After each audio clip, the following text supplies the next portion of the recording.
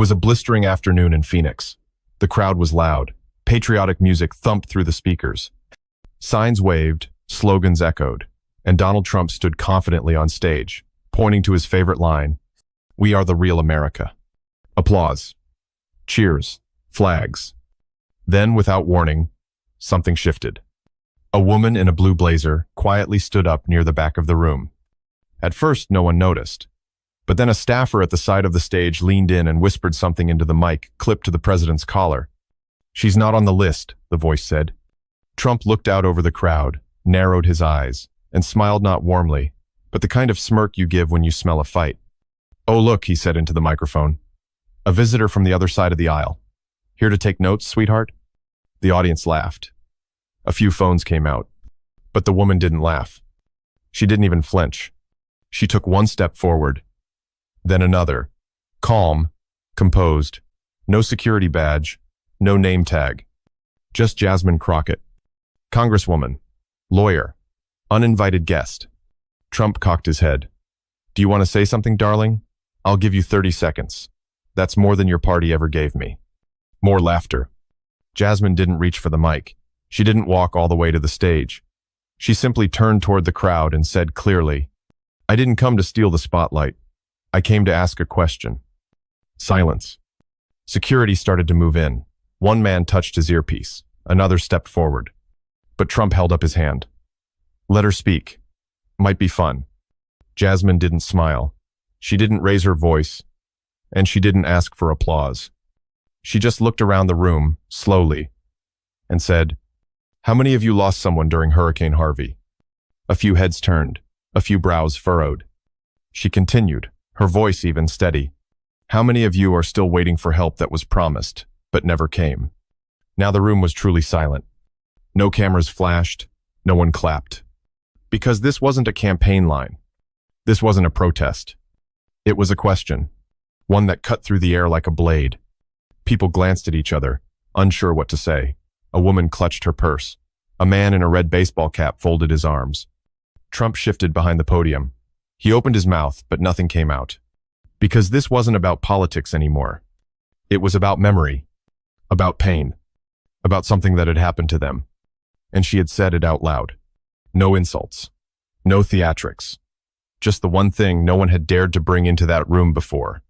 Accountability. Jasmine Crockett didn't move toward the stage. She didn't look at Trump. She looked at the people. And then she spoke again. No microphone, no raised voice, just conviction. "I didn't come here to perform," she said. "I came to ask a question." The words fell heavy in the air. Trump blinked, caught slightly off guard. He leaned back, almost amused. Security started forward, two men in black suits weaving through the rows of chairs. One placed a hand on his belt, waiting for the signal. But Trump chuckled and raised a hand. "Nah," he said into the mic, smiling. "Let her talk. Give her 30 seconds. Let's have a little entertainment." The crowd tensed. Some laughed. Some didn't. A few phones were now recording. But Jasmine still didn't move. She stayed rooted, her feet firm, like she belonged there even if no one had invited her. "I'm not here for entertainment," she said. "I'm here because someone needs to ask what happened." Trump gave a shrug. The kind that says she's not a threat. But even from across the room, you could see something was changing. People weren't looking at him anymore. They were looking at her. Not because she was yelling. Not because she was famous. But because she was still. And in a room built for noise and applause and cheering chants, that stillness was louder than any microphone. The first security guard hesitated. He leaned toward her and said quietly, "Ma'am, we need to escort you." She turned her head just enough to respond. Calm. Even. "If I leave without asking, they'll never hear the answer." He didn't push her. He didn't grab her arm. Because something about her voice said, "This moment matters." Trump leaned into the podium, trying to regain the crowd. "All right then," he said, his tone light. "Ask your question. Just make it quick. We've got a country to save." Jasmine didn't respond to him. Not directly. She looked out at the crowd, working class families, veterans, small business owners, mothers and fathers and retirees, and she simply nodded once. Then she said, with quiet precision, "Let's talk about what was promised and what was never delivered." And in that moment, 30 seconds didn't feel like a gift. It felt like the beginning of something no one in that room could stop. She didn't move. She didn't step forward. She didn't ask for a microphone, a podium, or a round of applause. She just stood there and asked, "How many of you lost someone during Hurricane Harvey?" There was no anger in her voice. Just something worse for a room like this, truth. "How many of you are still waiting?" she continued. "For help that was promised, but never came?" Silence. Not dramatic silence, not respectful silence, but frozen silence. The kind that sneaks in when someone finally says what no one else dared to ask. A man in the third row lowered his phone. A woman stopped waving her flag. Two teenagers near the side looked at each other but said nothing. Jasmine didn't move. Her eyes scanned the crowd, not searching for confrontation, but for recognition. The kind that only comes when you realize she's not making it up. Trump shifted at the podium, adjusted the microphone, cleared his throat. But Jasmine wasn't done. "I'm not here to argue," she said. "I'm here because too many people in this very room have been told their pain is politics." Heads turned. You could see it subtle at first. A tap of the finger, a slow shift in posture, eyebrows knitting. Something real was stirring beneath the surface. She didn't name names. She didn't say who was responsible. She just let the question sit. And in a room built for spectacle, the absence of a punchline was what landed hardest. "I know this isn't where I'm supposed to be," Jasmine said, her voice now softer. "But if this room truly believes in America, then we should all be asking the same thing." She held that pause like a professional litigator holding back a closing argument. And then just for a moment their eyes met Trump's. She didn't glare.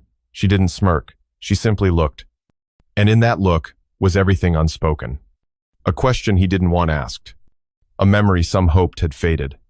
A truth that was never supposed to walk into this roomlet alone, say it out loud. But there it was. And now? Everyone was waiting for what came next. Jasmine reached into her blazer pocket.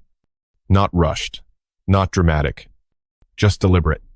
And from that pocket, she pulled out a single folded document. No folders, no logos, just a worn, creased piece of paper that looked like it had been read and reread. She held it up, not high, not for spectacle, just high enough for the front row to see. "This," she said, "is a federal emergency budget report from 2020. Her voice didn't rise. "It details a $47 million allocation earmarked for hurricane relief in Texas." She paused, but the money never got there. A murmur rippled through the crowd. She unfolded the document slowly. No explanation. No follow-up. Just gone. And then she turned the final page. At the bottom of the authorization line, there's a signature. She held the page up again. But not a name, just initials, scribbled, barely legible, no title, no transparency. She looked at the crowd again, then back at the stage, and asked, "Who signed it?" No one answered. "Who looked at this?" she said, and gave it a nod, while people drowned, while families slept in gyms, while children waited for help that never came. No shouting, no finger pointing, just a question, delivered with the weight of those who couldn't be there to ask it themselves. And in that moment, the document didn't just speak for numbers. It spoke for lives. For a second, it looked like Trump might say something. He stepped forward, gripped the podium with both hands, cleared his throat like he was ready to crack a joke, reclaim the room, swing the spotlight back in his favor. But nothing came out, because the silence had arrived first. Not awkward, not confused. It was deliberate now. The kind of silence that creeps in when people are actually thinking. Jasmine didn't move. She didn't blink. She didn't shift her weight. She just stood there still, holding the document. Then came the voice. Not hers. From the front row, a man wearing a red baseball cap, one of those hats, slowly leaned forward in his seat and said, without raising his voice, "She's right." The crowd turned. He nodded once. "I was in Houston that year. I remember the flood. We didn't get a dime." His voice cracked just slightly, like someone dusting off a memory they didn't want to reopen.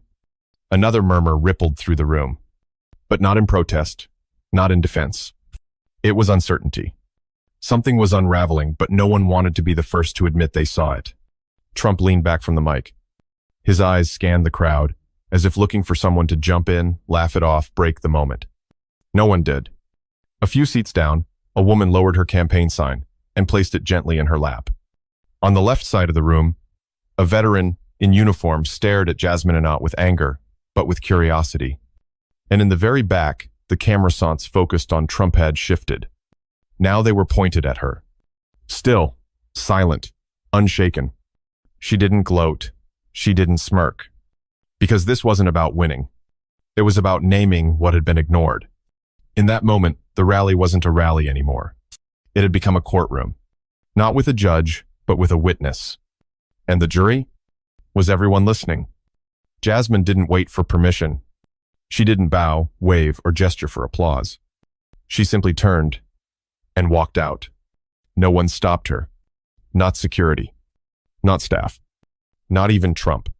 Because in that moment, even he knew nothing he could say would match the weight of what had already been spoken. As Jasmine made her way toward the exit, the silence followed her. Then, from somewhere in the middle of the crowd, came a sound. A single clap. Then another. Not fast. Not loud. Just deliberate. Scattered. Like people unsure if it was allowed but too moved not to respond. It wasn't applause for performance. It wasn't praise for defiance. It was recognition. A quiet acknowledgement that for once someone had come into a room not to speak for them, but to speak to them. To say what they'd felt for years, but didn't know how to ask. And as she stepped out of the hall and into the dry Arizona air, the moment wasn't over. It was just beginning. Cameras outside were already rolling. Phones buzzed.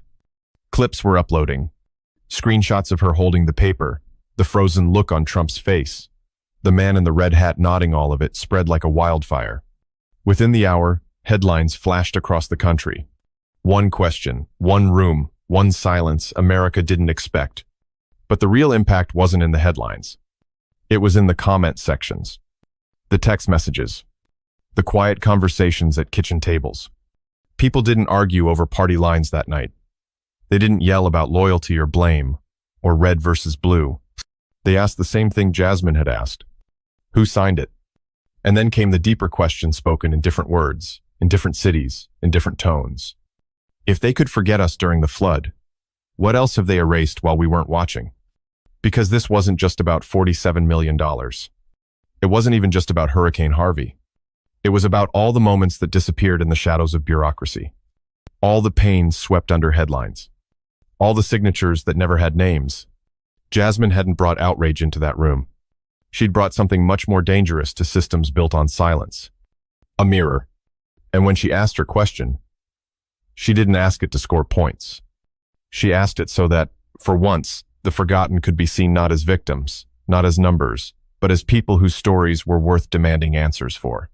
When asked later by a reporter why she had gone to that rally uninvited, Jasmine simply replied, "I didn't want to speak, but I couldn't stay silent."